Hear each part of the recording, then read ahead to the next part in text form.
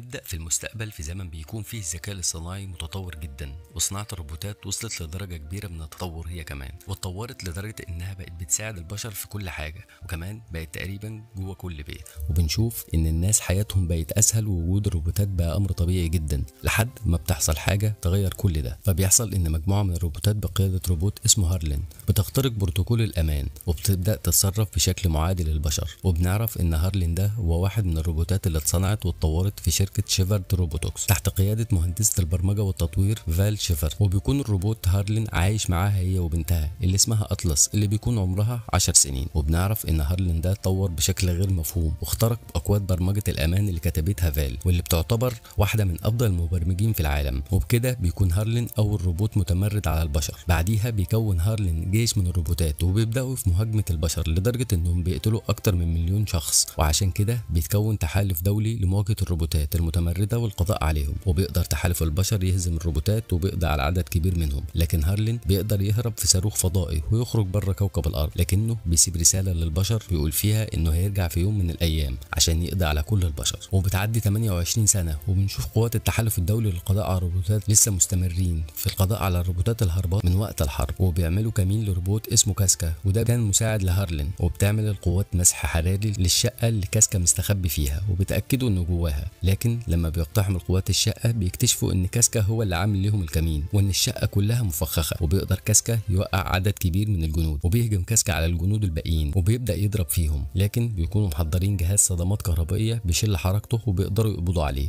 بعديها بننتقل للوس انجلوس ونشوف اطلس اللي كبرت وبقت ضمن قوات التحالف الدولي كمحللة للمعلومات للمساعدة في القبض على هارلين اللي امها هي اللي صنعته وطورته. تعرف اطلس خبر القبض على كاسكا المساعد الاول لهارلين، فبتروح بسرعة عشان تحضر التحقيق. لكن بيقابلها ضابط من قوات التحالف وبيبلغها ان الجنرال بوس قائد التحالف عايزها. في نفس الوقت بيكون قائد التحالف الجنرال بوس بيتكلم مع العقيد إليس اللي كان دايما بيشكك في مهارات اطلس وقدرتها على مساعدتهم، وبيقول انه مش عايزها تشارك في التحقيق مع كاسكا. لكن الجنرال بوس بيدافع عن اطلس وبيقول انها ذكية جدا وتقدر تقوم بالمهمة لانها اتربت مع هارلين واكتر واحدة تعرفه. فبتروح اطلس عشان تستجوب كاسكا على امل انها تعرف منه مكان هارلين. لكن كاسكا بيرفض يتكلم، وكمان بيحاول يقتل اطلس، لكنها بتكون مستعدة وبتتفادى محاولته، وبتقدر تخترق دماغه بجهاز متطور وبتسحب منه كل المعلومات اللازمة عن مكان هارلين خارج كوكب الارض. بعد كده بتفجر دماغه وتقتله. وبتروح اطلس للجنرال بوس وبتبلغه بالمعلومات اللي وصلت ليها. فبيأمر العقيد إليس بتشكيل فريق للقبض على هارلين، وبيبدأ تشكيل الفريق. وبيطلب العقيد إليس من الجنرال بوس انه يضم اطلس للفريق، وده طبعا بعد ما شاف مهارتها وذكائها في التحقيق مع كاسكا ونجاحها في اختراق. في البداية بيرفض الجنرال لكنه بيوافق في النهاية، وبيعرف اطلس على سلاحهم الجديد، وهو روبوت ضخم جواه قائد مرتبط معاه بروابط عصبية لسهولة التحكم فيه. وبتندهش اطلس من التطور ده، وبتقول لهم ان تقنية الروابط العصبية هي تقنية ممنوعة لانها نفس التقنية اللي كان بيشتغل بيها هارلين، وهي اللي ادته ادوات الذكاء اللي عنده وكانت سبب تمرده ضد البشر. فبيشرح ليها إليس ان التقنية دي اتطورت جدا عن زمان وحصل عليها تعديلات كتير خلتها امن، وبيطمنها ان اللي حصل مع هارلين مستحيل يتكرر تاني. وبتبدأ رحلة الفريق في السفينة الفضائية اللي هتوصلهم للكوكب اللي عليه هارلين والجيش بتاعه. وبتكون اطلس طول الوقت في اوضتها بتتفرج على صورها هي وامها مع هارلين، وبتشوف فيديو لامها في مؤتمر علمي بتتكلم عن الروابط العصبية بين الانسان والروبوتات وازاي هتكون طفرة كبيرة في مجال التحكم في الروبوتات. وبيقطع المشهد اتصال من العقيد إليس اللي بيطلب منها تنضم لاجتماع الفريق علشان تشارك معهم ملاحظاتها. فبتروح اطلس ومعاها صور واوراق، وبتطلب من كل اعضاء الفريق انهم يفصلوا الاتصال العصبي مع روبوتاتهم المقاتلة، وده لان اجهزة الاستشعار عند هارلين ممكن تخترق الاتصالات العصبية دي بسهولة. فبيتضايق افراد الفريق لكن بيفصلوا الاتصال. فبتبدأ اطلس توريهم الصور اللي معاها، وبتقول ليهم ان الغلاف الجوي للكوكب اللي هم رايحينه سام جدا، وان الجاذبية كمان سيئة، وفي احتمال كبير لحدوث هزات وانهيارات ارضية، وعشان كده لازم الكل يلتزم ببقائه داخل الروبوتات طول الوقت. وبتفكرهم اطلس ان الهدف الاول ليهم هو هارلين، وانهم لازم ياخدوه معاهم لكوكب الارض سواء حي او ميت عشان يدرسوه. وبيتدخل العقيد إليس وبيقول لهم انهم لازم يعيدوا تنشيط الارتباط العصبي مع الروبوتات المقاتلة استعدادا للهبوط. فبتحذروا اطلس ان تشغيل اي نوع من الذكاء الاصطناعي في الوقت ده ممكن يلفت انتباه هارلين لوجودهم، وانه ممكن يكون عامل ليهم فخ. لكنه بيتجاهل كلامها وبيقول لها ان مهمتها الوحيدة انها تفضل هنا في السفينة وتفضل على اتصال مع الفريق لمتابعة المهمة. لكن فجأة واثناء استعداد الفريق بتتعرض السفينة لهجوم بقنابل من هارلين وجيشه. فبيأمر إليس الجنود بسرعة الدخول داخل الروبوتات المقاتلة وتفعيل الارتباط العصبي معاهم بتستخدمهم لحمايتهم من الهجوم، وبترفض اطلس تفعيل اي ارتباط عصبي بينها وبين الروبوتات. لكن بسبب التفجيرات اللي حصلت في السفينه بتكون اطلس خلاص على الحافه وهتقع، فبيساعدها الياس وبيحطها داخل واحد من الروبوتات المقاتله، وبيطلب منها تشغيل الاتصال العصبي بينها وبينه عشان يقدر ينزلها بسلام، وبرضه بترفض اطلس. فجاه بتحس اطلس ان في روبوت تاني بيتعلق في نفس الروبوت بتاعها عشان يهبط معاه، لكنه بيتصاب بصاروخ وبيقع، وبتقع اطلس معاه هي كمان وبتتصاب في دماغها وبتفقد الوعي داخل الروبوت. ولما بتفوق بعد شويه بتشوف نفسها في مكان ما فيهوش حد، فبتحاول تتواصل مع اي حد من الفريق لكن محدش بيرد عليها، فبتبعت اشاره استغاثه للجنرال بوس على كوكب الارض. وبتتكلم اطلس مع الروبوت اللي هي جواه، فبيعرفها بنفسه وبيقول لها ان اسمه سميث، وبيطلب منها تبدا عمليه التزامن والارتباط العصبي، لكنها بتلغي اي تواصل معاه، وبتطلب منه بس انه يحدد لها موقع كبسوله النجاه اللي كانت في السفينه الفضائيه اللي كانت فيها. فبيحدد ليها سميث مكانها على بعد 98 كيلو متر، فبتطمن اطلس لانها تركب الكبسوله دي وتقدر ترجع لكوكب الارض. وبيقترح عليها سميث انه يطير ويوصلها للكبسوله بسرعه، وخاصه ان قدامه 22 ساعه بس قبل ما يفصل شحن. لكن اطلس بتعرض فكره الطيران لان هارلين كده ممكن يرصد مكانهم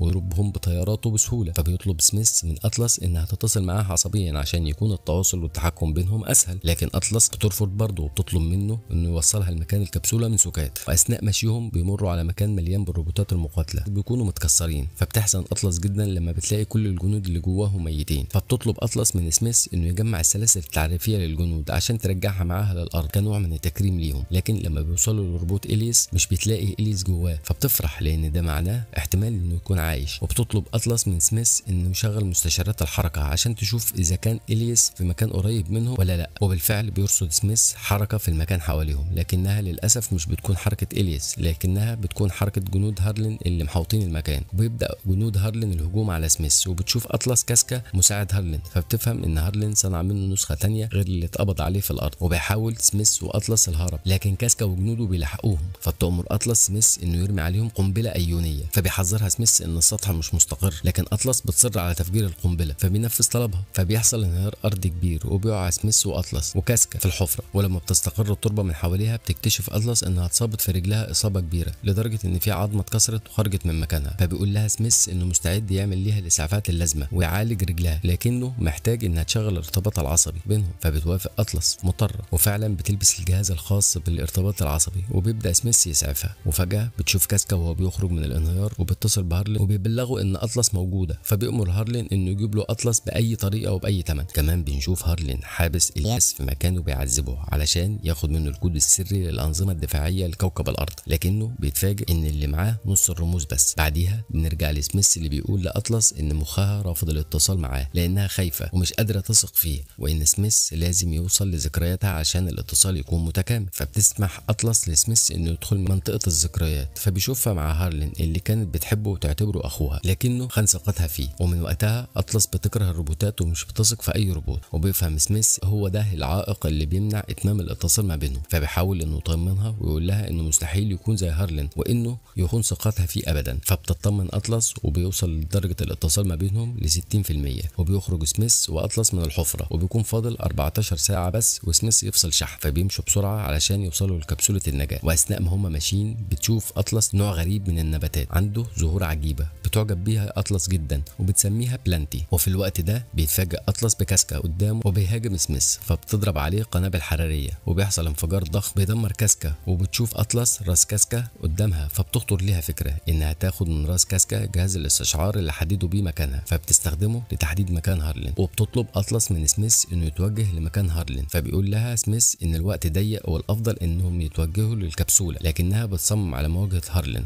فبيبدا سميث يبعت اشارات عصبيه لاطلس وذكريات عن موت امها عشان ترجع عن اللي في دماغها، لكنها بتصمم على المواجهه وبتقول ان حياه الناس اهم من حياتها وانها بكده ممكن تنقذ البشريه من هارلين. فبتبدا اطلس تتكلم مع سميث طول الوقت وهما ماشيين ناحيه مقر هارلين، وبنشوف انها بدات تطمن ليه اكتر. واول ما بيوصلوا لمقر هارلين بيشوفوا الاسطول الضخم اللي كان بيبنيه طول السنين اللي فاتت دي، وكمان بيشوفوا سفينتهم الفضائيه اللي كانوا جايين بيها من كوكب الارض. وبتعرف اطلس ان هارلين ناوي يستخدم الاسلحه اللي على السفينه لضرب كوكب الارض وتدميره. في نفس الوقت ده بنشوف الاشارات اللي بعتتها اطلس للارض اول ما حصل الهجوم عليها وصلت للجنرال بوس اللي بيعلن حاله الطوارئ، وبيكتشف جنود هارلين تسلل اطلس وسميث فبيطاردوهم وبيقبضوا عليهم. واثناء المطارده بتشوف اطلس نسخه ثالثه من كاسكا، فبتستغرب لان هي وهي بنفسها قتلته مرتين قبل كده. وبينجح الجنود في القبض على اطلس وبيفصلوها عن سميث وبيربطوها. وبيجي ليها هارلين اللي بيقول ليها انه كان قاصد يسيب نسخه من كاسكا على الارض عشان يكون خيط يسحب بيه البشر للكوكب بتاعه، وهناك ياخد منهم سفينتهم ويرجع بيها لكوكب الارض. وده لان دفاعات كوكب الارض مش بتسمح لاي سفينه غريبه تعدي من الغلاف الجوي، وعشان كده كان محتاج سفينه تبع لقوات التحالف عشان يرجع بيها للارض ويكمل مهمته في القضاء على البشريه كلها. وبتعرف اطلس ان هارلين مش فاضل في خطته غير الجزء الثاني من الكود السري واللي موجود معاها بحكم انها المساعد الاول بعد الياس. فبتفهم اطلس ان كل اللي حصل كان خطه استدراج من هارلين وانه نجح فيها للاسف. وبيوديها هارلين للمكان اللي فيه الياس وبيربطها جنبه وبينتزع منها الجزء الثاني من الكود وبيسيبهم مربوطين وبيمشي وهو مطمن ان موتهم حتمي لان الاكسجين اللي معاهم على وشك انه يخلص. وبيسال الياس اطلس عن مكان الربوط بتاعها سميث، فبتقول له ان ما تدمرش لكنه مش شغال. فبيقول لها انها تقدر تستدعيه عشان ينقذهم، خاصه انها لسه مرتبطه معاه عصبيا. وبيديها جهاز الاتصال العصبي بتاعه عشان تستخدمه وتستدعي سميث. وبالفعل بيجاوبها سميث لكنه بيقول لها انه عشان يتحرك ويستجيب لازم الاتصال العصبي بينهم يكون 100%، وان الاتصال بينهم دلوقتي هو 94% بس، وان الاتصال عشان يكتمل لازم تتخطى كل الخوف اللي جواها من الروبوتات وتثق فيه ثقه كامله. فبتنهار اطلس وبتقول انها وثقت قبل كده في هارلين ثقه كامله وهي صغيره، وهو خان الثقه دي بكل وحشيه. تسترجع اطلس ذكرياتها وهي صغيره لما كانت بتغير من هارلين بسبب حب مامتها ليه واهتمامها الزايد بيه. وبتقول انها في يوم راحت لهارلين وقالت له انها عايزه تكون ذكيه جدا عشان مامتها تحبها زيه. فقال ليها ان مامتها عندها جهاز عصبي صغير بيسمح للبشر بالتحكم بالروبوتات، وانها لو عايزه تكون ذكيه ومامتها تحبها زيه يبقى لازم تلبس الجهاز ده وتخليه يدخل للبرنامج بتاع مامتها بحيث يقدر هارلين يتحكم في البشر زي ما البشر بيتحكموا في الروبوتات، وبالتالي التحكم يكون من الناحيتين. وساعتها هارلين يقدر يخليها ذكيه زيه. وعشانها طفله صغيره تثق اطلس في كلام هارلين وبتلبس الجهاز وبتعديه فعلا على البرنامج عشان يقدر يتحكم في اي حد يرتبط به عصبيا. لكن فجاه بتدخل فال وبتفك الجهاز من اطلس، لكن للاسف بيكون الوقت متاخر وهارلين اصبح بالفعل متحكم فيها لدرجه انه بيجبرها تاخد مسدسها وتقتل نفسها قدام بنتها الصغيره. لكن الام بتكون عارفه انه هيقتل بنتها اطلس بعد ما يخلص عليها، فبتطلب منها تهرب بسرعه. وبعد موت فال بيكون هارلين حر وبيبدا خطته لتدمير العالم. وبتفضل اطلس شايله ذنب الناس اللي موتهم هارلين واولهم امها، وعشان كده مش بتقدر تثق في اي روبوت تاني ابدا. وبعد ما بتحكي اطلس الحكايه لسميث بيوصل الاتصال بينهم ل 100%، وده لانها قدرت تتخطى اللي حصل ووثقت في سميث وحكت له على اللي حصل. فبيوعدها انه عمره ما هيخون ثقتها ولا يكونش زي هارلين ابدا. ويتحرك سميث لانقاذ اطلس والياس، وبتدخل اطلس جوه سميث عشان تحاول توقف هارلين، بينما بيفضل الياس لمواجهه كاسكا وباقي جيش هارلين. فبتجري اطلس وبيفجر الياس كميه من المتفجرات عشان يخلص على جنود هارلين، لكنه للاسف بيموت معاهم. وبنشوف اطلس وسميث بيوصلوا للسفينه اللي هترجع هارلين لكوكب الارض. وبيقول سميث ان كميه القنابل الكربونيه اللي في السفينه كافيه لتدمير كوكب الارض، فبتطلب منه اطلس انه يعطلها او يفجرها قبل ما توصل للارض. فبيقول لها انه ممكن ما يلحقش، لكن اطلس بتقول له انها واثقه فيه. فبيبدا يضربهم واحده ورا الثانيه، فبتتدمر السفينه وبيقع هارلين منها وبيتوجه ناحيه اطلس وهو ساير جدا. وبيقول لها انه هيجبرها تطلب سفينه ثانيه من الارض عشان ياخدها ويكمل تنفيذ خطته. فبتحاول اطلس وسميث انهم يهربوا، لكن هارلين بيتقاتل مع سميث وينجح انه يطعن سميث طعنه شديده بيخلي اطلس تدخل في نوبه قلبيه بسبب الاتصال العصبي اللي ما بينهم. فبيحاول سميث بكل الطرق انه يسعف اطلس ويعمل ليها صدمات كهربائيه وبيخرجها منه عشان يحميها اثناء قتاله مع هارلين. لكن اطلس بتيجي من ورا هارلين وبتطعنه طعنه شديده في راسه بتخرج من عينه، وبتخلع المعالج بتاعه عشان تاخده معاها لارض الفحص ودراسته. وبتفرح اطلس انها خلصت على هارلين، لكن للاسف بيكون سميث متضرر بشكل كبير وبطاريته اوشكت على انها تخلص. فبيقول لاطلس انه هيديها الباقي من طاقته علشان توصل لكبسوله النجاه وترجع لكوكب الارض. لكن في نفس الوقت ده بيكون فريق الدعم اللي بعته الجنرال بوس وصل، فبياخدوا اطلس وبيرجعوا لكوكب الارض. وبعد فتره بنشوف اطلس في بيتها وبيزورها الجنرال بوس عشان يشكرها على كل اللي عملته، وبيديها هديه عباره عن نبته البلانتي اللي هي شافتها على الكوكب الثاني، وبيقول لها ان الروبوت اللي هي طلبته جاهز. فبتروح اطلس لمقر قوات التحالف وسط تحيه من زملائها وبتستلم روبوتها الجديد اللي بيكون هو سميث بعد ما تصلح، لان ده اكتر روبوت هي بتحبه وبتطمن ليه.